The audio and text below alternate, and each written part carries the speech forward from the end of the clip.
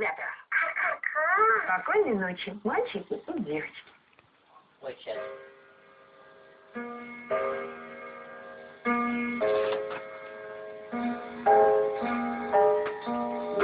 Спят усталые игрушки, книжки спят. Одеяло и подушки ждут ребят. Даже сказка спать ложится, чтобы ночью нам присниться и ей пожелать. Ой, в сказке можно покататься на луне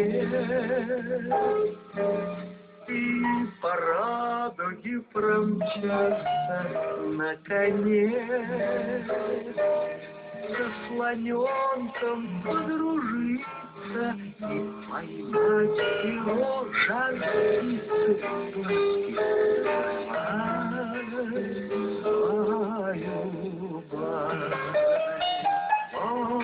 бай, должны все люди ночью спать. Баю, завтра будет день опять. За день мы устали очень, скажем всем спокойной ночи, глазки закрывай.